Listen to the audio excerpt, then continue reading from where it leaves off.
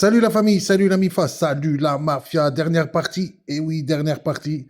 Histoire d'un tolard.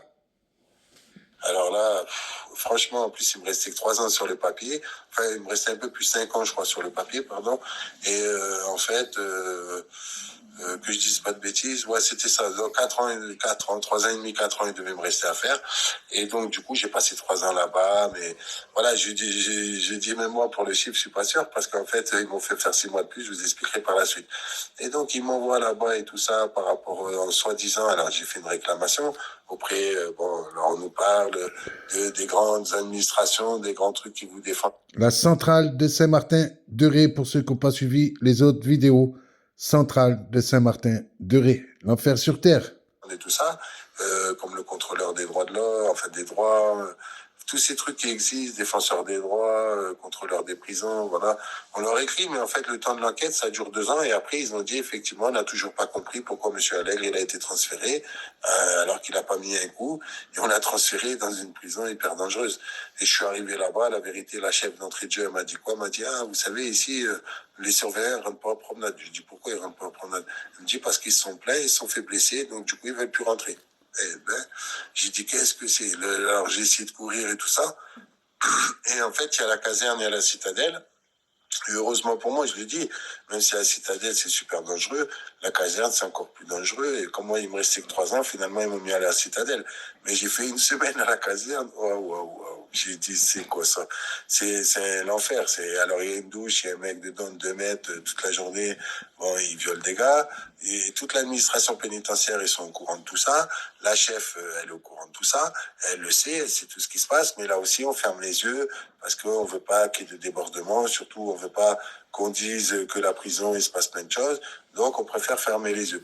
Et dans cette prison, franchement, à la caserne, ben, le plus grand souvenir que je pourrais avoir, c'est par rapport à ce mec qui est mort de mort suspecte. Et tous les détenus ont dit que les surveillants, ils ont mis le genou sur la carotide du détenu. Et après, soi-disant qu'il avait une crise cardiaque. Et en fait, il a été tué par des surveillants. Et d'ailleurs, l'histoire, elle est tellement grave. Sambali, vous pouvez regarder, Sambali Diabaté. Vous pouvez regarder Saint-Martin-de-Ré 2016, moi j'y étais. Et en fait, ce qui est vraiment grave dans cette histoire, c'est qu'ils ont baratiné. Voilà, ils ont essayé de cacher la vérité, alors qu'ils l'ont tué. Et puis à la fin, ils ont voulu faire croire qu'il avait une crise cardiaque. Et il y a eu un surveillant au minimum qui s'est suicidé par rapport à cette histoire. Donc vous voyez, ça a été loin, mais c'est pas le seul. Il y a eu beaucoup, beaucoup de choses qui ont été faites là-bas. Et là-bas, vraiment, moi, une des choses qui me faisait le plus peur, il y avait un mec qui se faisait appeler Barracuda. Tout le monde l'appelait Barracuda. Il faut dire comment il était balèze. Il faisait des tractions tous les jours. Un Guadeloupéen, enfin bref, un mec super gentil. En plus, moi, je m'entendais super bien avec lui. Et bref, et un jour, malheureusement, moi, j'ai été transféré, comme je vous ai dit, à la citadelle. Et lui, il est arrivé, donc malheureusement, shooté à mort, et il s'était embrouillé avec des surveillants. Et un jour, c'était même pas contre les surveillants, au départ c'était contre des détenus, il y a une grosse bagarre. Les surveillants sont arrivés derrière lui, il a mis un coup de coude, il croyait que c'était quelqu'un qui voulait l'attraper. Il a fini au mitard, et là ils l'ont piqué. Et le mec, après, il faisait plus une traction, il savait plus où il habitait, il savait à peine qui c'était sa mère. Donc vous voyez, ça c'est la lobotomisation, comme on dit, c'est vraiment très grave en prison. Et à Saint-Martin-de-Ré, c'est beaucoup utilisé, voilà, des piqûres où vous pouvez pas vous en remettre, ou après vous savez même plus qui vous êtes. Donc ça, c'est vraiment abusé de faire ça. Et c'est toutes ces méthodes d'enfoirés qu'utilise la direction de Saint-Martin-de-Ré et leur chef aussi. Donc Madame Bertrand, moi quand je suis arrivé à la citadelle, elle couvrait là aussi des mecs qui nettoyaient même pas la douche, ils étaient auxiliaires, ils devaient nettoyer les douches étaient dégueulasses, les détenus râlaient, le mec il foutait rien, mais en fait on savait pourquoi, parce qu'il se faisait pas virer, parce qu'il balançait au niveau de Madame Bertrand, qui adorait ça, donc elle préférait des petites balances, comme ça au moins le travail était mal fait, des histoires en détention, il y en avait plein, l'injustice, on en bouffait tous les jours, donc voilà, c'est comme ça qu'ils préparent les prisonniers pour aller dehors. Et là, je continuais toujours à me battre pour sortir, surtout que j'avais une affaire. En fait, j'avais 2 affaires exactement qui avaient été confusionnées. Sur mes 12 affaires, j'ai demandé des confusions et comme Sarkozy, il a fait des lois où pratiquement les anciens ne pouvaient plus avoir de confusion. Il y en avait 2 là que j'ai réussi à avoir, 11 mois et 10 mois. Donc ça me faisait que 10 mois au moins. Et en fait, je vois que c'est pas diminué. Ils n'arrivaient pas à me les enlever. J'ai beau leur dire, ils disaient que j'étais fou, que je devais aller voir le psy. Enfin, ils m'ont fait beaucoup d'histoires et j'ai été voir des avocats d'office. Alors là aussi, on nous dit, tout le monde a droit à un avocat.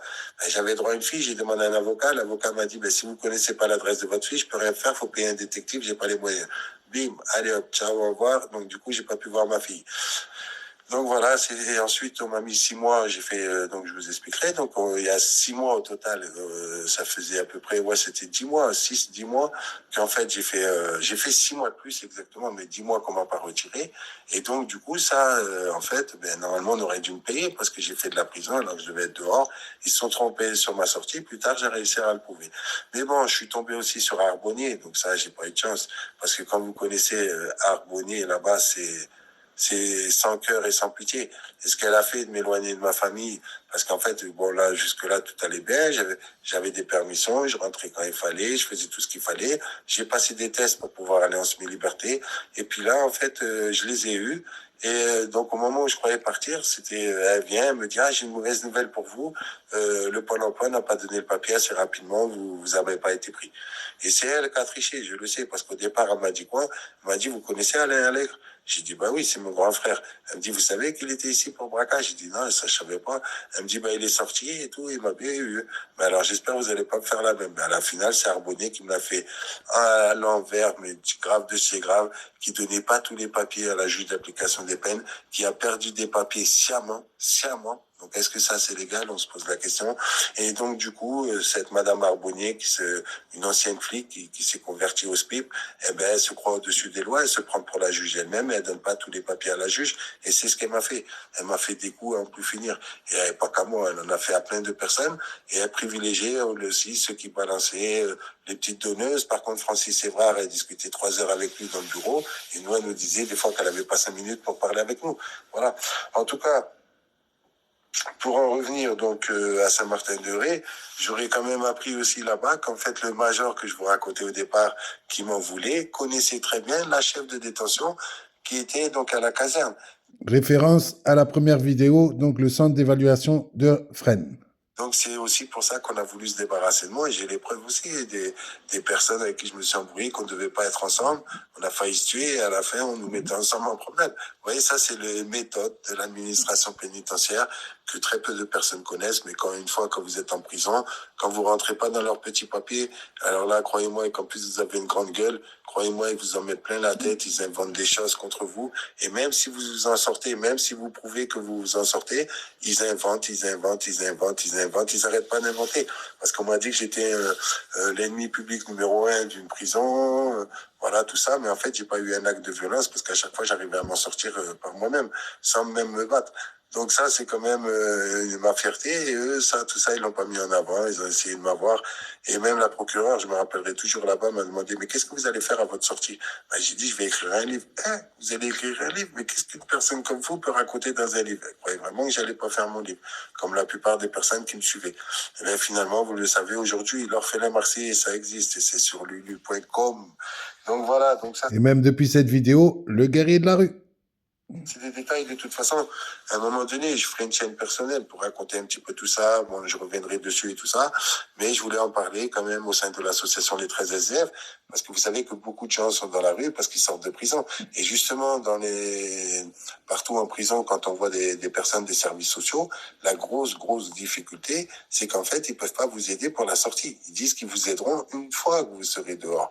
Mais quand vous n'avez pas de famille, quand vous n'avez personne pour vous aider, vous vous retrouvez dehors, à la rue, et vous devez vous démerder. Vous êtes SDF dès que vous sortez de prison. Donc voilà leur système, parce que si vous n'avez pas d'adresse, ils vous font faire en plus votre peine jusqu'au bout, comme les étrangers à Saint-Martin-de-Ré, des étrangers qui viennent de la Guadeloupe, de la Martinique, qui sont obligés de faire leur peine jusqu'au bout s'ils n'ont pas de famille en France.